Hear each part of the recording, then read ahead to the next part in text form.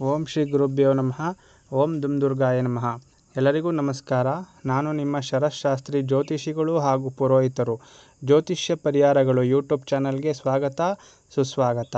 ಈ ಒಂದು ವಿಡಿಯೋನಲ್ಲಿ ನಿಮಗೆ ವೈವಾಹಿಕ ಜೀವನದಲ್ಲಿ ಏರುಪೇರು, ಮದುವೆಗೆ ಅಡೆತಡೆಗಳು, ದೃಷ್ಟಿದೋಷ ಪರಿಹಾರಕ್ಕಾಗಿ ಯಾವ ಗ್ರಹಕ್ಕೆ ಪೂಜೆ ಮಾಡಬೇಕು ಎನ್ನುವುದರ ಬಗ್ಗೆ ತಿಳಿದುಕೊಳ್ಳೋಣ.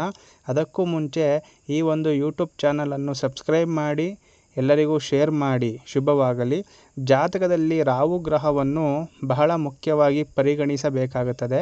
ಏಕೆಂದರೆ ಜೀವನದಲ್ಲಿ ನಡೆಯುವ ಕೆಟ್ಟ ಘಟನೆಗಳು ಎಂದರೆ ಅಪಘಾತ, ಆತ್ಮಹತ್ಯೆ, ವಾಮಾಚಾರ, ದೃಷ್ಟಿದೋಷ, ಚರ್ಮರೋಗ, ತಲೆಗೆ ಪದೇ ಪದೇ ಪೆಟ್ಟಾಗುವುದು, ಶುಭ ಕಾರ್ಯಗಳಲ್ಲಿ, ಮದುವೆ, ಸಂತಾನ ವಿಚಾರದಲ್ಲಿ ಅಡೆತಡೆಗಳು, ಇನ್ನಿತರ ಅಶುಭ ಘಟನೆಗಳಿಗೆ ರಾಹು ಗ್ರಹ ಮುಖ್ಯನಾಗುತ್ತಾನೆ.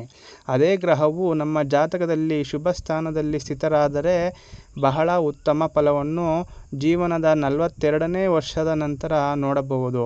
ಅಂದರೆ ಲಗ್ನದಿಂದ 3, 6, 11ನೇ ಭಾವದಲ್ಲಿ ರಾಹು ಗ್ರಹ ಇರಬೇಕು ಮತ್ತು ಯಾವುದೇ ಪಾಪಗ್ರಹದ ದೃಷ್ಟಿ ಇರಬಾರದು.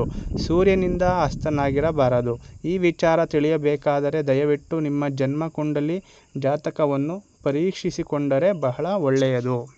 ರಾಹು ಗ್ರಹವು ಎಷ್ಟು ಮಟ್ಟಿಗೆ ತೊಂದರೆ ಕೊಡುತ್ತಾನೆ ಎಂದರೆ, ಉದಾಹರಣೆಗೆ ದೊಡ್ಡ ದೊಡ್ಡ ವ್ಯಕ್ತಿಗಳು, ತುಂಬ ಹಣವಂತರು, ವಿದ್ಯಾವಂತರು, ಬುದ್ಧಿವಂತರು ಸಹ ರಾಹು ಗ್ರಹದ ಕಾಟದಿಂದ ಕೆಲವೊಂದು ಸರಿ ಆತ್ಮಹತ್ಯೆಗಳ ನಿರ್ಧಾರ ತೆಗೆದುಕೊಳ್ಳುತ್ತಾರೆ.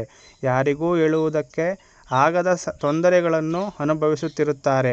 ಈ ರೀತಿಯ ತೊಂದರೆಗಳು ಯಾರಿಗೂ ಆಗಬಾರದು ಎಂದು ಮುಂಚಿತವಾಗಿಯೇ ಜಾತಕ ತೋರಿಸಿಕೊಂಡು ಪರಿಹಾರಗಳನ್ನು ಮಾಡಿಕೊಂಡರೆ ಶುಭವಾಗುತ್ತದೆ. ರಾಹು ಗ್ರಹದ ಕೆಲವು ಸರಳ ಪರಿಹಾರಗಳು ಹೀಗಿದೆ. ಮೊದಲನೆಯದಾಗಿ, ಗುರುಮುಖೇನ ರಾಹು ಗ್ರಹದ ಮೂಲ ಮಂತ್ರವನ್ನು ತಿಳಿದುಕೊಂಡು ಪ್ರತಿದಿನ 108 ಸಲ ಪಠಿಸಬೇಕಾಗುತ್ತದೆ. ಅದರ ಜೊತೆ ಯಂತ್ರವನ್ನು ಪೂಜಿಸಿ ಧರಿಸಬೇಕಾಗುತ್ತದೆ.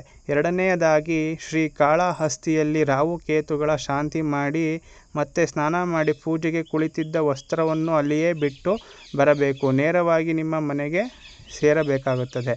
ಮೂರನೆಯದಾಗಿ, 2 ಬೆಳ್ಳಿ ನಾಗರ ಪ್ರತಿಮೆಯನ್ನು ಮನೆಯಲ್ಲಿ ಇಟ್ಟು ಪೂಜೆ ಮಾಡಿ ಹಾಲು ಎರೆಯಬೇಕಾಗುತ್ತದೆ. ಇದು 48 ದಿನ ಅಂದರೆ ಮಂಡಲ ಪೂಜೆ ಮಾಡಿದರೆ ಶುಭವಾಗುತ್ತದೆ. ನಾಲ್ಕನೆಯದಾಗಿ, ರಾಹು ಗ್ರಹ ಶಾಂತಿಗಾಗಿ ಶ್ರೀ ದುರ್ಗಾ ಅಥವಾ ಚಂಡಿ ಹೋಮ ಮಾಡಿಸಬೇಕಾಗುತ್ತದೆ ಮತ್ತು ಪ್ರತಿ ಶುಕ್ರವಾರ ದುರ್ಗಾದೇವಿಗೆ ರಾಹು ಕಾಲದಲ್ಲಿ ಬೆಲ್ಲದ ಆರತಿ ಮಾಡಬೇಕಾಗುತ್ತದೆ. ಇನ್ನೂ ಅನೇಕ ಮಾಹಿತಿಗಾಗಿ, ಜಾತಕ ವಿಶ್ಲೇಷಣೆಗಾಗಿ ಸಂಪರ್ಕಿಸಿ. ಶುಭವಾಗಲಿ.